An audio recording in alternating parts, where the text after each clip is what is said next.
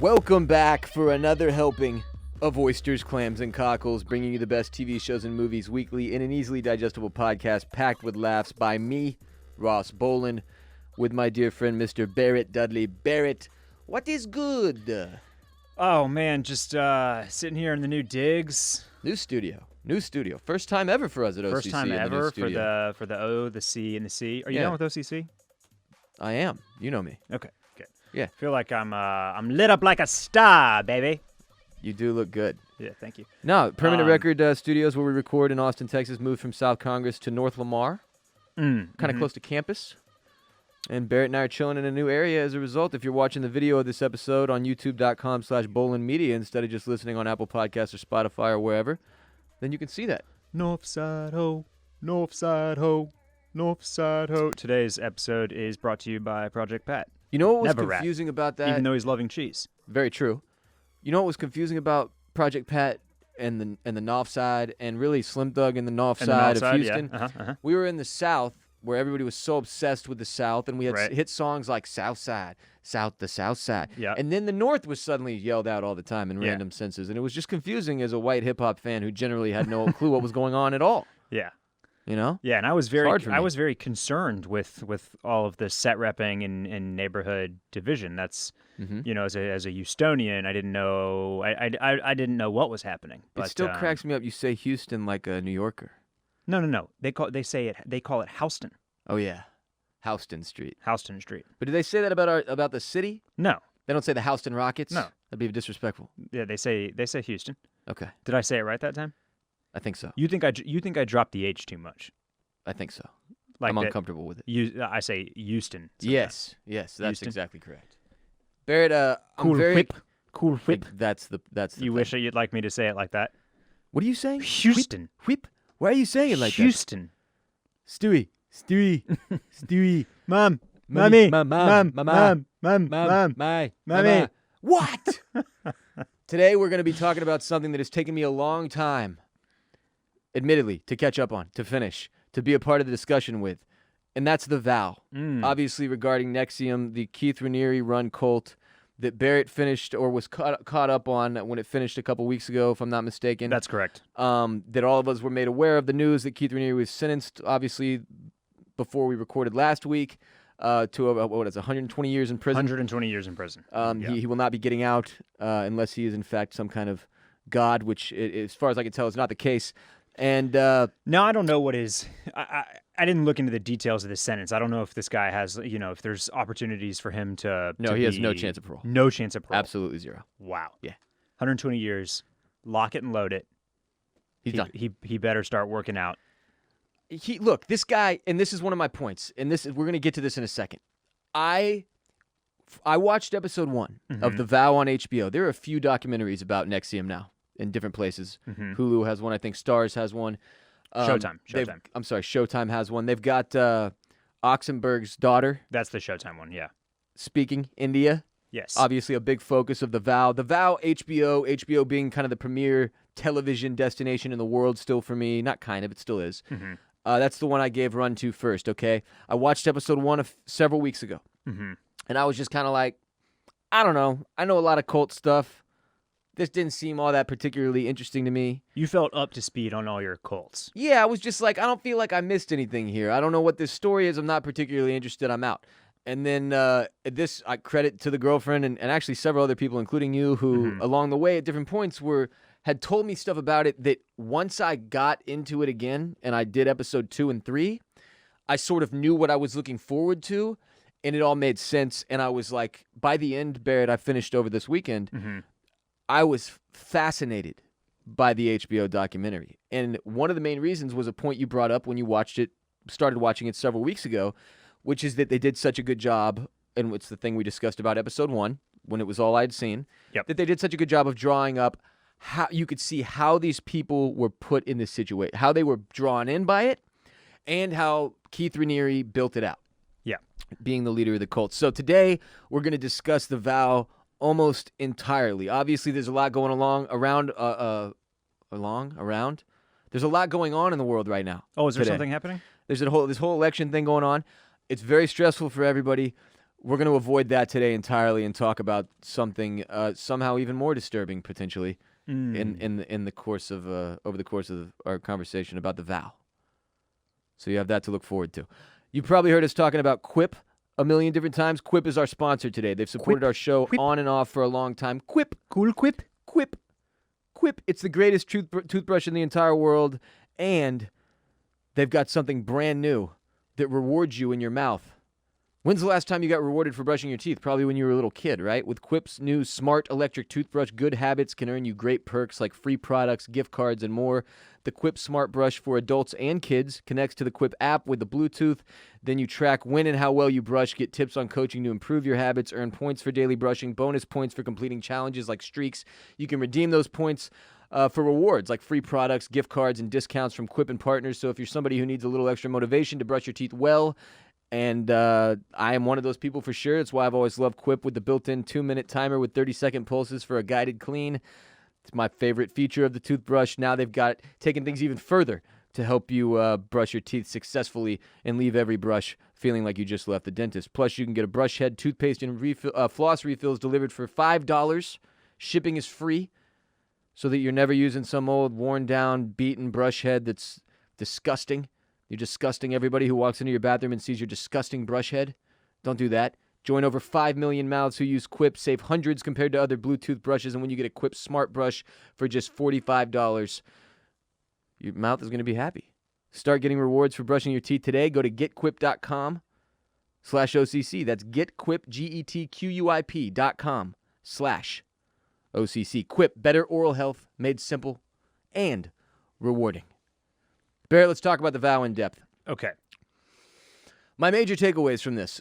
Number one, what makes the vow, what makes NXIVM as a group so terrifying was that it was such a basic self-help situation on the ground floor. If you walked into the door of one of these places to do, ESP or whatever, one of their executive success programs. EPL, English Premier League?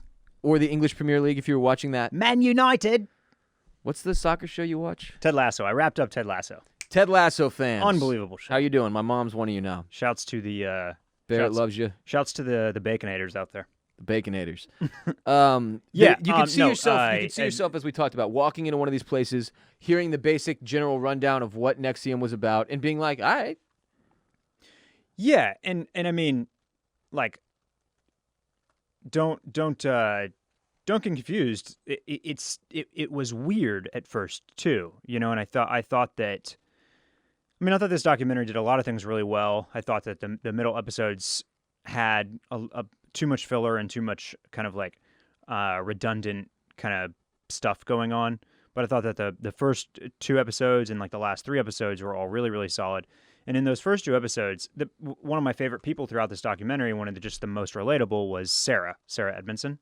Oh yeah, and her husband, and Nippy, and her husband Nippy, but specifically her because she's love kind of Nippy, one of man. Nippy was my first. She's kind of like the first person indoctrinated that they introduce you to, and she talks about how she like goes to one of these intensives, and is basically like, this is a bunch of bullshit. Like, what are these stupid scarves, sash things that they're wearing? This is like, all very this silly. is so weird. This is so silly. Which is always sort of how those types of things make you feel, right? Right. You kind of icky and like, come on, this is like, what are we doing? And then like we're talking about here, they did a really, really nice job of explaining kind of like what the goal of NXIVM and specifically ESP was. And in that first 2 hours, a lot of the self-help stuff that they outline like makes a lot of sense about just that feeling where you can, or that idea, that concept that you have hang-ups in your mind that are very, roadblocks, basically. Roadblocks that are very, very difficult to overcome. Yes, and that they're able to like there are like recognize a few them. very powerful ones for each of us that greatly impact our lives. And if you could get through one of them, what would that be worth to you? Right. If you could get through 2 of them, you know, or all of them, what would that be worth to you? Yeah, exactly. And so their little, you know, but beyond that, they're basically, I mean, it's like they're like the little the EMs that they're doing. Are like little mini psychology sessions. Yeah, I'm EMing you right now. They're they're somewhere on the scale of like psychology, It's therapy, dude. It's therapy. hypnotization. Yeah. Is that the word? Well, because there's a lot of the language stuff that they used. Okay, the main lady, who is obviously one of the there's another woman who's going to be a large focus of one of these other documentaries. His right hand woman, I forget her name right now. Yeah, she was a linguistics expert in a method that is essentially hypnotherapy. Right. It's like the Get Out stuff almost. Right. You know, you're in the sunken place now. That's Nancy. Nancy. And just to jump way ahead. Yeah. The reason that I was so stoked about the ending of this documentary is because it's a setup for part 2, season 2, where they are clearly they have Nancy. Nancy throughout the entire thing. Nothing from Nancy. Yeah, she you see her in the videos, but you know never that, from an interview. That she's the right hand man, so to speak. She's the biggest enabler of the entire situation. That is not an heir to the Seagram's fortune. Right, and she just really looms large as like this enigma that you don't really know, like exactly how big is her role in this. They're basically at one point they're like. And then he found Nancy, and Nancy was a linguistics expert and may have given Keith her soul. And then they move on, and you're like, wait, Nancy seems pretty important. Yeah. And she keeps popping up as like the main person in all the videos. Right, and you're like, damn, Nancy was really, really, really heavily involved. Yeah. And it really comes down to a lot of the ways he presented things and spoke. And it's what makes self-help stuff feel so kooky sometimes. Is you feel like you're being had or talked into some bullshit, right? Right. And with a lot of the vow, and I thought in particular with Sarah and Nippy, like you just mentioned, but also with Mark and Bonnie. Mark being the documentarian who made the vow very possible. It's all his footage that they're using because Keith was having him film everything because Keith thought he was a genius that was going to change the entire world, starting with the most influential and wealthy people in each part of society, which frankly started to work for him, for his purposes, which it turns out was just really sex. Just sex. He built built the sex. the most complicated system in the entire history of humanity to feed women to him for sex. In a very specific weight, at a very specific look. The man was clearly grooming and manipulating women with the end game of all of this, of all the millions and millions of dollars spent, the $60 million checks from the Seagram's heiresses who are two idiots beyond my realm of understanding at this point. And if you're going to blame anybody for this that's not Keith Raniere, you have to point at those two chicks first because what the fuck, ladies? Yeah, it's very weird because absolutely, like when it comes right down to it, it's like everything that he was putting in to this operation, which, by the way, he actually isn't even a part of. His name is on nothing. He's not actually an employee. Which is what made it so difficult for the FBI to build the case, by the way, because he had absolutely no official ties to it. Right, which is, I mean, just another level of, like, evil genius, I guess. And again, completely enabled by other people that he was manipulating or that are just were fully on board with this whole fucking sick scheme. Yeah, but you know, you get to some of those later episodes where Mark is truly just like overcome with emotion, right? Well, because he realizes how many really terrible things he took part in. Yeah, right. And even minus the sex. He has those realizations where he's like, this is what he knows that Keith is enjoying the fact that this is like ruined his brain, basically. You know what I mean? Keith was getting pleasure out of the destruction of people. It's like it wasn't just about the sex. It was also that level of sociopathy where he was getting joy out of bringing pain elsewhere. Yeah. So Keith knowing, like, Mark's wife, my best friend's wife, is sleeping in a dog bed on the ground next to him. That's like some shit he would go home at night and get a little pleasure out of. Yeah, and you had to have that. You have to have that element to like tell Keith, the story not of Mark, Keith. to be clear. Yes. Yeah, because otherwise, what you're dealing with is just like a guy, like a dude that read the game by Neil Strauss one too many times. Right. You know, like a if pickup it was artist. Just because, the sex thing, you're right. Yeah, because he clearly By the sex thing, I mean you look at whatever charges they ended up being. You look at a guy like Keith, and especially when you see him in like his dumbass volleyball outfits with the knee pads and the glasses and the headband Barrett, over don't his do this. ears. You're gonna derail me for 20 minutes. We're going back to that later. And the ponytail and all that, and you're like, okay, well, this guy is certainly his little hands. He's got the little stubby hands. He's probably like 5'6". He looks like a hobbit. I mean, shouts to all the short guys out there. Sure, I'm right there with you, but you know you know what I'm saying. This guy's look wasn't it. This dude is not a sex symbol. He is not a sexually attractive man by any objective definition. No, and when they go to change his look and they're like, we Right. got to cut your hair because you look like a psycho cult leader, and he's like, it is a little rock star, isn't it? And you're like, no, Keith, it's not. It's hobbity. So he you know, so he's Nothing got, about you's he's rock got star. that look, and yet at some point in his life, he recognized that he had this manipulation power, that he has this like, I mean, this weird gift, right? An innate ability. This innate ability to like to talk people into to anything, whether it's a multi-level marketing business scheme or Some kind of weird kind of weird lifestyle or having sex with him, right? Like he is a master manipulator. And so it's like if he's just in it like, oh my God, I can use this to like do the whole get a bunch of randos to sleep with me. Sure. That's one thing. But it was also the power. But to and it was also the orchestrate damage. this massive Corporation massive and- corporation that just was like Thousands and engaged in thousands such- and thousands and Yeah. thousands of members, Barrett. That's the thing about NXIVM that ends up being so wild. international. Internationally, thousands of Mexicans involved down in Yes. Mexico. The son of a former president of Mexico, high Yeah. up in the NXIVM Mexico organization. The entire thing. Yeah, it's what makes Keith Raniere so fascinating is that it's almost like because when you do it for harm, it's called manipulation. When you do it for good, it's called therapy.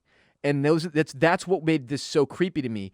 He's he's basically at one point in his life, Keith figured out he was an effective communicator. That's Right, what right. being a good therapist is.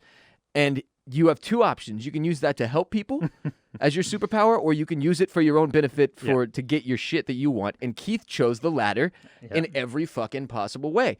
To the point that he thought he was the smartest person in the room. In many cases, he probably was. He used that to his advantage. Definitely. He took people on a ride like you've never seen. Guys like Mark, he was in it for 15 years or something, Barrett. Can you imagine dedicating 15 years of your life to somebody and then in the end finding out that the entire thing was a con and he was just trying to get it on with chicks who weighed like 105 pounds? Yeah, it's rough. And I mean, there are a lot of affecting kind of Memorable scenes. touching scenes.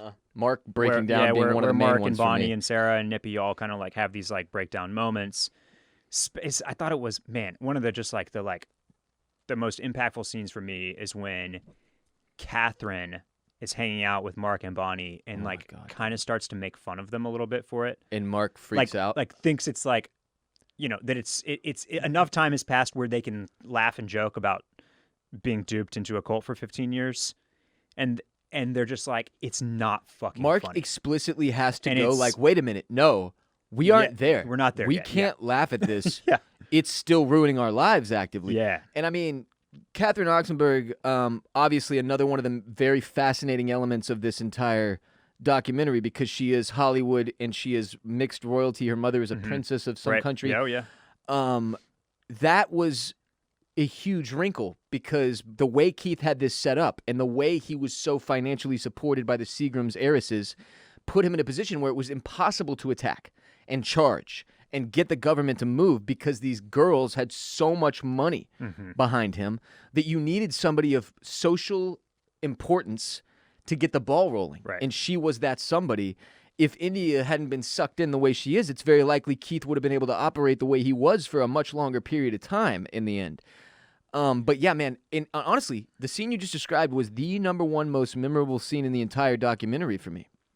At least top 3. It was up there, yeah. Because you have this moment of levity where Oxenberg's trying to make that, she's like getting the giggles. Right. And Mark just fucking switches like, Yeah. no, like this isn't funny. Like you see the horror in both him and Bonnie's eyes and Yeah, like yeah. realizing like we got so sucked in that from the outside for people, because remember, you got to remember, Oxenberg's there to get her kid out, right? But she wasn't actually duped fully into this. She took her girl, India, to the first thing that did get her sucked in, though, which is so heartbreaking to watch when you Yep. finally get that information. But she wasn't in it, so she doesn't grasp the full level of mind control, right? Yeah. So to her, it's, what is it, Barrett? It's crazy. It's crazy, yeah. insane. It's funny because it's so out there. To those two in the room, though, she didn't realize there was a differentiation. Yeah. And for them, it's still not funny, and they can't laugh at it. And Mark has that sort of meltdown where he's like, it's not funny that I had my wife sleep in a dog bed next to me. And it's something that producer Myrriah and I discussed a little off mic, was that, I feel bad for Mark on some level. I don't have sympathy for him, though, because this was 15 years, and at many points he wildly abused his entire position, like his place as a husband. Right, and quickly, I think that this specific documentary does an unbelievable job of humanizing and creating empathy for the people that are victims of Keith Raniere. That are victims by, they accidentally joined a cult. As Mark is saying right in that scene, like, nobody fucking joins a cult. You think that you're doing something good. And then it's there. And then you're in a cult. Yeah. But you don't say, oh, I think I'll join a cult. That seems like a good cult to join. But yes. You really kind of like really grow to empathize with Mark and Sarah and Nippy and Bonnie. The documentary on Showtime that focuses a little bit more on India, I believe, from what I've heard, does a quicker, faster job of like showing you just how insanely evil Keith Raniere is, and pieces of that are showing you that Mark and Nippy were pretty complicit in some fucked up stuff, which is not surprising to me. They allude to it, but they don't. They would kind of undermine themselves by showing you a lot of that, because they don't. I think that, look, when documentary filmmaking is still filmmaking, you are still telling a narrative story in a way that you want to, right? Yes. So it's like your goal, like making a murderer. The goal is to make you doubt the justice system and wonder if Steve Avery, right, is like a victim of being poor, essentially, or if he's like a crazy murderer. And here it's the objective here was to create empathy and understanding for how somebody ends up in a cult like this. Right. And so it would have been counter to that to show you a lot of the kind of insidious stuff that they were had to take part in by being members. Mark was the essential part of the documentary on HBO. All of his footage was going to be creating it. There is absolutely no way they could have been like, Mark, and we're going to make you look like a total piece of shit here. Like, that was part of his deal in this documentary. Undoubtedly, I'm not saying officially, but like, you have to look at it from a filmmaking perspective, right? Yeah. Him being the guy who was helping them get all the what I thought they did a good job with was, if you're smart enough and you're watching, look, Mark is in every shot. Yeah. Right next to Keith. Well, because show you over and he's over the documentarian. and over. He's and literally over. filming everything this guy does. I mean, but leading classes, fucking yes. Doing EMs, doing all this shit. Like, he's all the way in, more than anybody could be, without knowing about the sex stuff. And even on that level, there was something inherently wrong about what was going on. And that's where you get, obviously, all the brainwashing and the amount of times that, and the way he was flipping things on people, where if you found fault in something, well, you need an EM. Yeah. You need to address it. That's on you. What was the word that they used for the hang-ups? It's slipping my mind right now, but it wasn't. Now all I liked it. Road barrier or curb. But I mean, yeah, it was a genius piece of the puzzle here that they had this reverse thing psychology was built into it. It made a lot of sense. Like, oh yeah, that is a hang-up. That is something that I struggle with. Yes. They get you to acknowledge that, and then they can literally turn anything into one of those things for you. Yeah, so I'm trying to find the exact word that they used. Intensives were the classes. They were wildly expensive, obviously, was another big piece of this. The entire thing cost a lot of money to be a part of. It was pretty clear that there were financial benefits to being a part of this. Disintegrations. Okay. Integrations and disintegrations? I believe that was it, yeah. They have so many phrases. Suppressives, parasites. V week was terrifying, the retreat week. But yeah, I mean, just this whole thing being built to make people think they're bettering themselves, and then the further in you get, the more crooked it becomes and confusing it gets, and then by the time you're too far in, like, obviously the big jump being that Keith had developed a piece of this sort of program called DOS, right? That was dominant over submissive, or whatever that stood for in Latin, or what they give us different crazy words that... But DOS was the thing that was the end game, sort of. in terms of the highest level of NXIVM and in terms of the highest level of therapy as these women thought they were receiving, sort of. Like they say over and over, it was almost an honor to be given the mission to seduce Keith, Right. than to be one of his little girlfriends, basically, that was getting to have sex with him. Like, it was enlightening to you. To get to build it to that place, to watch it go to that level and take that turn, and then have it described to you exactly how these women were talked into it, and to see the branding, and obviously for Sarah to show us her brand, and for Sarah, the biggest moment in realization being that she wasn't even there for sex with Keith.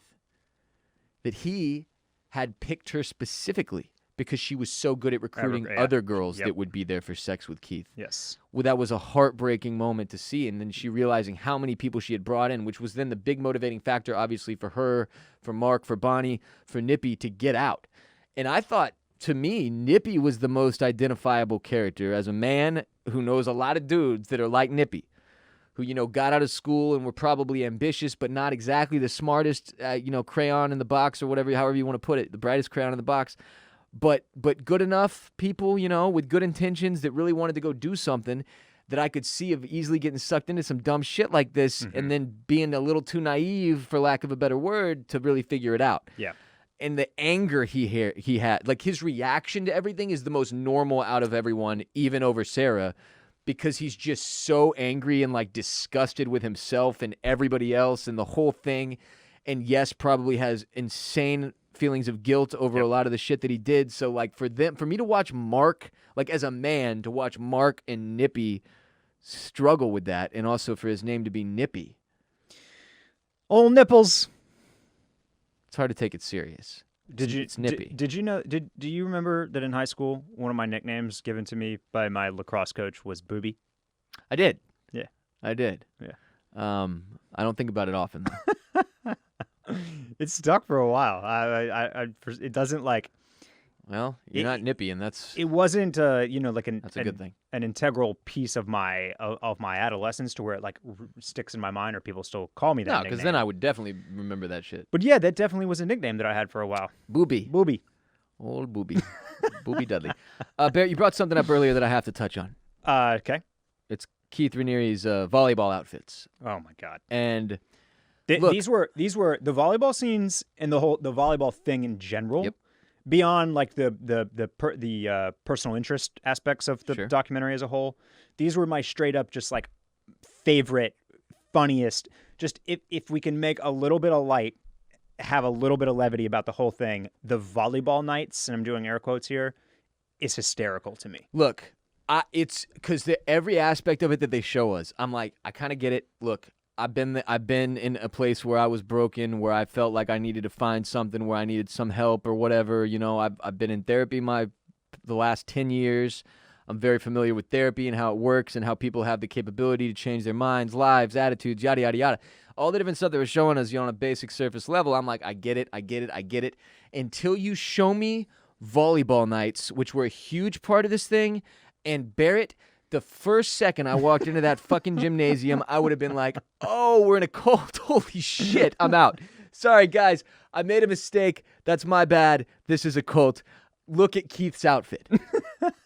Easy call. Mans is wearing a fucking head. All right, first of all, he's like, what, 5'6"? Yeah. He's wearing a headband. He's hairy as shit. He looks like a hobbit, a little troll hobbit. He's got long hair that he has in a ponytail. Yes. Headband on. Elbow pads, knee pads, the shortest 1990s running shorts he could find, and like a dumbass baggy shirt.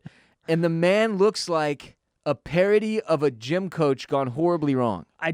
There's so many things that I love about this. One, why volleyball? Why volleyball?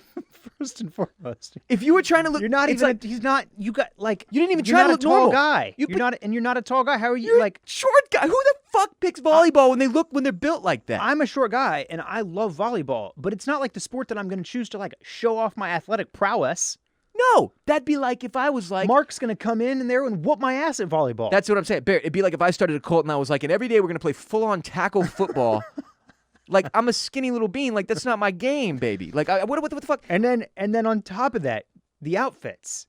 Like this is your and you can just tell It how was much the most dead giveaway. The only thing this man loves more than having power over people and duping girls into sex by selling enlightenment to them is volleyball night. Yes. He fucking loves volleyball night. You can just tell. You can see it in his every being how much he loves volleyball night. Like he is just the shit at those volleyball nights. He loves it. Him holding court, on the sidelines when they're in the breaks between games, and it's he's the most Jesus-y he ever gets. And he's just having conversations. He's meeting new girls, by the way.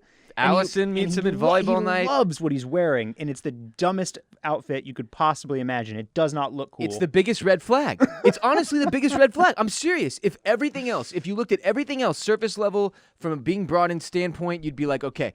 But if you went to volleyball night and you were like, there's nothing strange going on here at all, then I'm frankly a little disappointed in you. But that's the thing. It's like it was also crazy to see, you know, from this outside perspective, how goofy this all looks, and then like.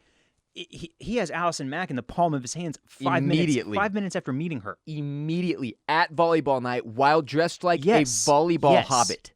Yes. She starts crying. With his stringy long hair tied back in a ponytail under a headband.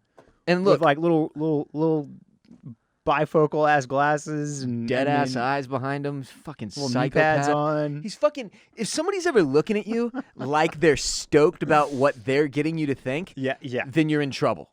Like that's a bad spot to be in. That person is way too stoked about the power they have found over you, and you need to get the fuck out. That whole scene, like he's a foot from her, just like yeah. You fucking hear what I'm saying, don't you? And she's like crying. He's like, why are you crying? Huh? God, I love this shit. Like sweat, like running down his face. He can't wait to get back out and bump, set, spike, and what the fuck was this? Keith could have picked any game, Barrett, and I would have been like, that makes more sense. If it was bowling league, I would have been like, that makes more sense. These people are dorks.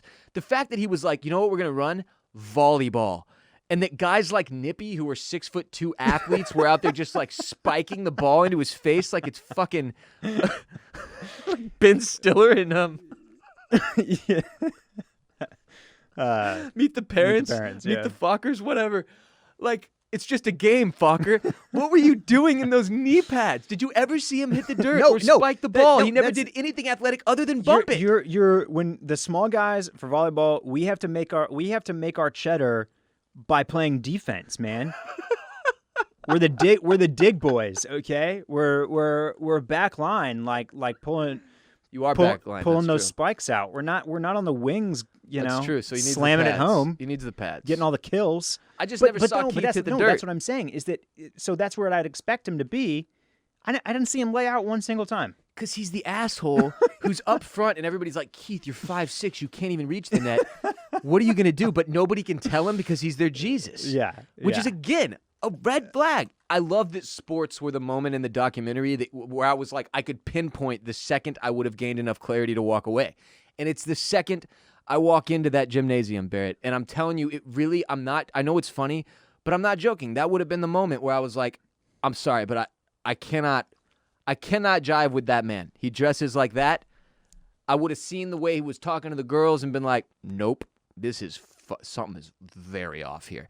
And the fact that it's like, Barrett, you know what he is? He's like the Michael Scott of cult leaders. Like that was such a Michael Scott very move. Michael Scott, yes. What are you doing? Yeah. Volleyball night? He could have picked baseball. He could have picked skee ball, and it would have been more normal for his purposes. He went with volleyball night and then tried to pretend he was out there like a 6'6" fucking Olympic sand volleyball player. It's insane. Yeah, I would love to know more about why volleyball. And you know that he is just like he's probably coming to terms with his prison sentence, and he'll be okay as long as there's a prison volleyball league. Then he's good. He's fine. And frankly, he can start it up if there's not one already. That's right. And you know he's going to try. Do you think he crushes prison, though? Because the first thing I said was yes, like, no, man, I do. Oh, I really damn do. it. Okay, because I was like, this guy's going to get, like, I mean, look, I don't like to wish, like, sex crimes or violence on anybody, but frankly, if anybody deserves it, it's people like Keith Raniere who take advantage of others and ruin their lives. And I was, like, kind of stoked on the prospect of him getting to prison and then being the most stabbable, rapeable human to ever enter a prison in terms of just general appearance. So two things on that. Yeah. The reason that he's getting so many years and the reason that they're able to, like, pin him with everything, anything and everything And like just like the reason that this case is being so successful is because these are federal crimes that cross state lines, and he's being prosecuted by federal prosecutors, which means he will go to federal prison, which means he is not going to be in Huntsville, Rikers, San Quentin, like all the state prisons where all the horrible shit goes down. That's what you want to avoid. That's if you commit a murder in a state, if you're a pedophile in a state and you don't do anything outside that one state. Okay. As soon as you become a federal like a federal criminal for racketeering and conspiracy and sex trafficking and attempted probably sex tax trafficking. fraud, tax evasion. I'm sure there's some tax stuff in there. Also, sex trafficking conspiracy, forced labor conspiracy, and wire fraud conspiracy. Those are all federal offenses. Now, like you're saying, there's still a chance that, you know, I guess I haven't actually. There are some moments where in the HBO doc where they spend a little bit of time on like the fact that like he might have been, or maybe there's more evidence that I'm realizing, but like, was he sleeping with girls that were under 18 at any point? I never got that impression out of the HBO one, but it would be the least shocking thing ever. There's an allusion or a comment or two about like was he also going after underage girls basically? Well, I know from people tweeting at me and also again, girlfriend, she's watching the Showtime one, where apparently there are multiple instances of him making jokes about committing a sex crime on an infant, on a baby. So there's more like really weird shit. You know how towards the last 3 episodes of The Vow, they start to give you more of like the shit that he was saying that you're like, what? Yes. Yep. Where he lays out what he's going to do to these people. Yep. Stuff like that, where you're like, the thing he's talking about right now sounds an awful lot like exactly what he's doing to these people that you're listening to him explain it to. That apparently there is more salacious, dark shit that he was spewing that's on camera in other recordings that are used in these other documentaries. And one of them is allegedly, he repeatedly brings up how some instance of, again, committing a sex act on a baby would be beneficial to the baby. Wow. Multiple times. Yeah, the Vow really, like, they don't drop that on you until, that might be episode 8. 7? Where they show, like, some of the shit that he says in SOP, where he's like, and he keeps, the way that he does it is... This is what brought me back in, is when you told me about the men's and women's meetings, is when I was like, I've got to get back into get back into this documentary, and then that was, again, one of the more fascinating parts. And the way he does that, where he's like, and men are just like, I fucking hate women, and I want to fuck, and you're a bitch, and you're the cause, and that's the way that I would think. And you're like, what the fuck, guy? He keeps coming back to how like, you do think. That's not the way he keeps like trying to say at the end that it's not the way he thinks. He's saying it for effect when it is very clearly, so that you can see and understand. But it's not. But it's not. But you need to understand it because it's the way that guys think. Now, it's not necessarily the way that I think, but I do kind of think that way. But not necessarily. But I'm saying it so that you can hear it. All right, now Susan, get up here. I'm going to scream in your face. And again, 5'6", again, couldn't look stupider in terms of goofiness. Like that? No, that's definitely the way you think, bro. Yeah, and then he sits up there and does like the thing in her face, and he's like, oh, she's good. Because she didn't jump? Because, again, you're a hobbit. Nobody's scared of Frodo, dude. And then he's like, now do it to me. And she's like, and he's like, pussy. And you're like, Jesus Christ, Keith, what? Like, just out of nowhere, he starts dropping these more harsh bombs, and then again, he'll follow it up with he'll be like, pussy. And that's what I would say if I was one of the men that I'm preparing you for. Right. And you're like, Keith, good Lord God, this is becoming very transparent. It just blows my mind. The other thing to keep in mind as you're watching The Vow, and it's something that I kept having to be reminded of, was that so many people left quietly and were like, I'm going to say something about this, and then entered years and years and years and years and years of litigation with Keith Raniere and with NXIVM. Again, mostly as a result of these two Seagrams heiresses backing the company financially so that they could drag things on in court for years and years and years and years and years and fuck people out of their life savings and bleed them dry so that they could not be convicted or ever found of any wrongdoing. That is the thing that made this last so long. Yep. And that people were leaving, seeing the examples that other deserters had been made of, and then choosing to be quiet and silent and not speak up because they were like, fuck that. I'm not getting dragged into civil court for 30 years with this dude who's got an endless amount of millions of dollars backed by the Seagrams gin company. I'm drinking it because they pay me for it. And just like you know, it just kind of like draws a Not parallel just between a lot of these types of crimes, whether it's sexual abuse or domestic abuse, or you know, where you're a victim of some sort of like mental, physical manipulation, and it leaves you in a place where you're scared to fight And ashamed in some cases. right? There's a lot of shame and guilt. Where it feels easier for you to like not litigate, to not fight, to not stand your ground than it would to go fight and give up more energy and more time and more relive the suffering pain. and relive it all. Exactly. And so there were Which is why many people who walked away from this and didn't have the one woman who like went to battle with them hard and won was like another very inspiring piece of the story. And frankly, one that I feel like hopefully we get more of from some of the other documentaries, because she put her whole life into it, to defending herself. And it cost her everything. And she won and was successful.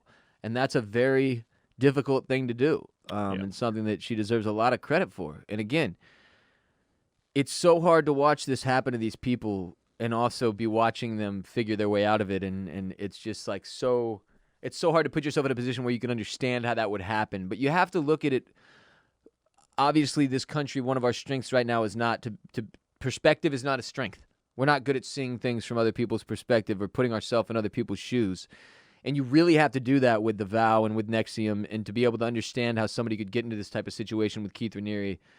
And I thought the way they did the vow, when it was all said and done, I thought it was one of the best documentaries I've ever watched, because it gives you so many different perspectives. It shows you how you'd be able to be drawn in to a thing like this. It shows you Keith Raniere's perspective in the way he manipulated these people, and sort of the salacious way in which it grew, right? From like a simple sort of deception to very complex and very evil by the time it was all said and done. And sort of the joy he took in all that. And you get all of Keith's side of it, and you can really understand by the end of it Keith and what he was doing with all this, right? What he did, how he repeatedly tells you what his set of skills is and how he's going to use them. And then that's exactly what he did. You really have a good understanding for him. You have a good understanding for the legal system and how it's really not as simple as you think it would be. Like you kind of think of the legal system and the way it works, and I think to myself, well, if I was the victim of sex trafficking or a sex crime, that the government would just intercede and attack and take care of it, fix it. That's not the way things work. You have to be able to get the FBI or one of these government agencies to bite on your case and then pursue it. And it is very difficult and can take weeks, months in some cases, years. It can be a nightmare. And that if they're backed by big money and power and connections, that in this country it can be very difficult to take care of things that should otherwise be very simple to wipe out, frankly. That was a wild perspective to receive from this whole thing. And I hope to see more of the Seagram story side of it, the Seagram sisters, and what the fuck happened there in these other documentaries too. And it's something that I will watch more about, because I'm fascinated by stories with people who are broken and with people who are overcoming and with people who are like sociopaths as well. That's such an interesting facet of society, that we have these outliers that are just out there fucking doing shit for completely different reasons than everybody else. Like, that's a very crazy thing to accept and to see in action. And, you know, we've cults are part of like this American crime. What do you want to call it? Yeah, true crime type stuff. They fit in with all the shit we're obsessed with, right? With like the mafia, with organized crime, with cults, with, you know, Once Upon a Time in Hollywood, and everything that happened with the Manson family was one of the most in famous events in American history. Serial killers. We're obsessed with all that. To roll it all into one sort of nightmare in the form of a company, this corporation that was built out worth hundreds of millions or however many dollars it was at one point. That's crazy that it included like big money, really powerful people, and was like a corporation behind this guy who saw himself as this world-changing sort of Jesus figure. Yeah, it was. Yeah, and that was truly like what you know, kind of a big difference between this cult and a lot of the others. You know, the one of the others that I'm pretty familiar with after listening to like a multi-episode podcast on it was the Heaven's Gate. Yeah, one that thought that like the spaceship was out there, and this was so different because it's like it's very easy to it's very easy to write off some of those other cults that have like these more far-fetched ideas that sound so outlandish. Like, Yeah, oh, you're UFO waiting for religious cult you're, sounds you're batshit. waiting for aliens to come pick you up for the final spaceship ride, and then you all like wear matching Nikes and tracksuits and kill yourself at the same time. Like, that's right. It's very easy to write that off as like, Cults are insane. you crazy people that joined a cult. Yes. But this like bridges the gap, right? Because it was a company, but guess what else it was? A multi-level marketing scheme. And everybody, I'm also obsessed with that everybody concept. listening to this podcast knows at least one or two people that are involved right now with a multi-level marketing scheme. MLM, as they're called. And so to actually kind of have this documentary place MLMs kind of in between real companies and cults, I thought was like a nice little wrinkle, because that's certainly the way they feel to me. That is indeed. And then at the same time, you get those moments. We talked about the one that was so impactful with Mark, Bonnie, and Catherine there. But then another one that I wanted to touch on, to make sure we touched on, because again, it's one that will stick with me, is when Mark and Bonnie are just like, they're getting coffee when they're in Toronto or wherever. Yes, this was one of the cooler scenes. And they're they're just like, they strike up this conversation. Somebody goes, "What brought y'all here?" Yeah, with and he's people like, that are sitting there. It's gonna sound crazy. And then the one woman is just like, "Oh yeah, that's like crazy," and then she goes like, she basically does the thing that it's so easy to do, where she's like, "I just think that like I could never join a cult because this and this." Like, essentially, and when you do that, when you have that reaction, it's like, not only are you saying that you're too smart to ever join a cult, but that you're not as dumb as you guys. I'm not as dumb as you guys. I would never join a cult. Yes. And you can see that Bonnie and Mark like have no answer for that, and that it like puts them back into that sunken place of shame, where they're like, because they have the same guilt of like, and how did this happen to us? Mm-hmm. And yet, that's the thing that this documentary did so well in those first two episodes. To show you how you get involved in something like this. To show you how excited you would have been about the self-improvement, how if you had nothing going and you were looking for a new wave or an answer, something to get you moving, and if this got you a lot going and you needed more. And right? a lot of these like people, for them, Barrett, it was effective though. It was they were having success professionally. They were seeing things in their lives turn around. Yeah. And again, for months and months, and in some cases years and years, these positive steps and changes being implemented as they saw it as a result of Keith Raniere. So then by the time things got hairy, you're so deep and you're so bought in and you're so convinced that this guy is the reason for these changes in your life, when really it's all you, that you're willing to look past things that you normally wouldn't. And it's very easy from the outside looking in to stare at a situation like this, make fun of it, see all these different ways that these people were duped and be like, how? But on the inside, you got to remember, another element of this, when they bring in the anonymous woman who was recruited by her fucking gardener. Oh, yeah. The black gardener woman who brought her in ended up being her master and then getting her into DOS. That showed you the scope of NXIVM. Yeah. This wasn't a celebrity. It wasn't a Mexican president's son. It wasn't Catherine Oxenberg's daughter, India. It wasn't, Mark, this weird Hollywood documentarian, and his quirky wife, Bonnie. That was very crazy. Right. I mean, the dude just had it clicking on every level in terms of deception. Yeah, it was pervasive. It extended all over the damn place. And he had it set up in a way that regular people who were completely not even looking for something like this even could be sucked in by accident. And then by the time and you know what? There was another thing that made me think of a lot, and that was fraternity pledgeship. Yeah. There were elements of NXIVM that were a lot like being in a fraternity. And a lot of pledgeship and a lot of the hazing that goes on historically in fraternities is sort of built in the same way. I'm hurting you, but it's for you. Right. You're going to be stronger, and we'll all be better together as a result. That's why you endure the hazing you endure during pledgeship, because you think this is better for me and my pledge brothers and my fraternity as a whole. It's a very weird element to it, but it's one that if you're thinking that would be something that would be so hard for me to buy into, I can tell you that part of it is very easy. Yeah, no, that's a great point. Like we're sitting here right now, and we've we've done something similar. Yes. Where you convince yourself, and this is why whether we're you're doing right this. whether it's right or you're wrong. I mean, I don't think really either of us have any like regrets about that decision at all. No, but not it's at the same. It is the same concept where you glaze over something that probably isn't totally right. That doesn't make sense. Doesn't make sense. Why do I need to do these wall sits? I don't know why I need to eat an enchilada made of dog food. Because you talk you talk yourself in. You sell yourself on like the overarching benefit of what. And that element of it. I'm strong enough to do this. I can get through this. Yeah. Why would you eat an enchilada, a hot dog? I'm sorry, a dog food enchilada. Why would any human being do that? Well, when it comes down to it, and you're in the mental space where you're trying to impress all these people around you, it's like, I can do this, and if I can get through it, I'm better somehow as a result. And you see that with Sarah, over and over and over. Yeah. That she'd never felt more empowered personally. And then in the fact of the matter was she'd never been less empowered personally. But that was the power of NXIVM and what Keith Raniere was able to accomplish, and it's what makes the whole thing so scary. All in all, the vow was fascinating. I'm super thankful to you and to everybody else who pushed me to continue watching it and gave me details on it that would get me more interested, because just from like a human psychology standpoint, things like this are always wildly entertaining to me. You mentioned that the middle episodes were kind of when they lost you and you were like, this could have been 3.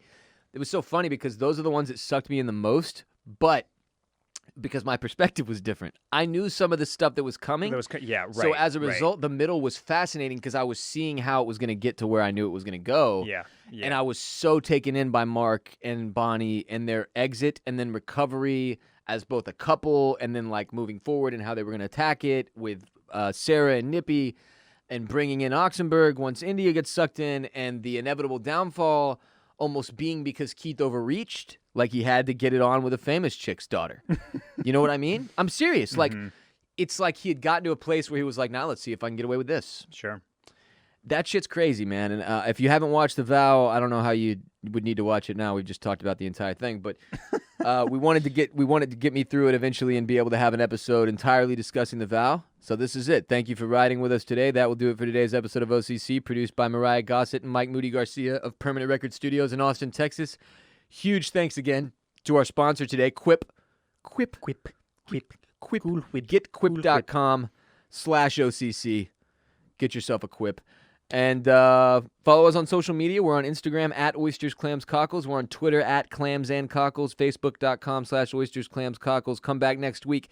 Moving into 2021, Barrett and I are looking for ways to improve the show, change the show, make the podcast better. 2020 was very much a year of chaos in which we weren't able to implement a lot of new things or do anything very differently than we were from start to finish. So we've been discussing a lot of what that could mean for the future, how to make the show more accessible to a larger audience instead of so watch-intensive where we're having to watch and taking about 9 hours-ish of TV and movies a week, depending on what week it is. And for y'all, that's very intensive as well, and obviously difficult to keep up with the show. I'll give you an example. My dad doesn't get to listen to every episode anymore because he can't keep up with all the shows we're watching. So Barrett and I have found some solutions to those problems, and you'll be getting a lot more episodes like today's, where we're either focused on one subject or we're focused on a variety of things that are more general discussion points about entertainment, TV, film, pop culture, etc., Hollywood in general, that will be of a more spoiler-free nature, so that every week you can tune in and not have to worry about having seen the last 9 hours of TV that we've watched. So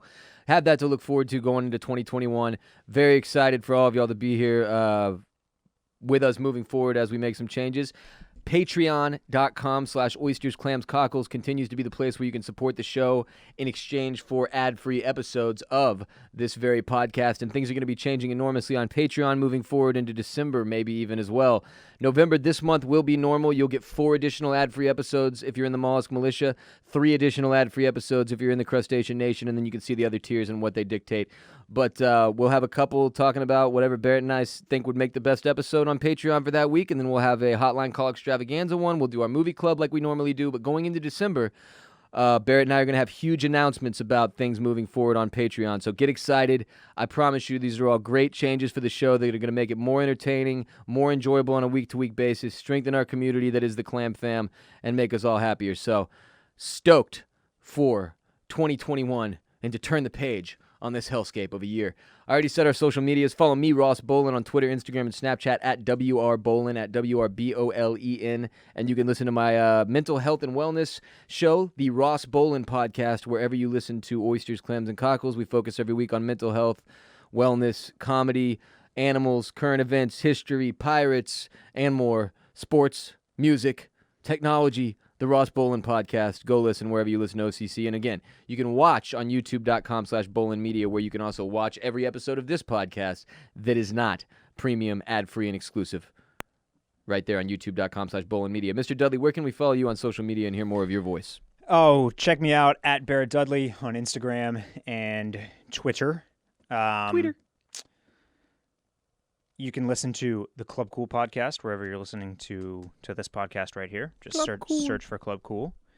And I'm just looking forward to 2021, where I'm taking on a third job after the events of this week. I just think that there is I think polling sounds really interesting and productive. And you're gonna be one of the pollers? I'm gonna become a pollster. You're gonna because count? it seems like a really good industry that's going up. It's one that's got a lot of attention. You know when you know the emoji with the red down arrow? There's also one with a blue up arrow. Give me 1 million blue up arrows for polling and pollsters. Polling. It's like just the best thing going right now, I think. And so I would just look out 2021. Polling. It's the next wave. It's the next hot industry in the United States to focus that way, on. it's nice alliteration for me too on a business card, like pollster/podcaster. Yep. It's nice and easy. What are you doing in 2021? Podding and polling? PP. If you're in college right now, consider switching your degree from biomechanical technology. If your uni offers a degree in polling, because it's definitely not going anywhere. Yeah, polling or counting, mathematics. Counting is also hot right now. Thank y'all so much. Appreciate you. Hope you enjoyed this week's episode. Come back next week for another helping of oysters, clams, oysters, clams. Oysters, clams, and cockles. And cockles. How much for your little clam? Until next time. Adios, muchachos.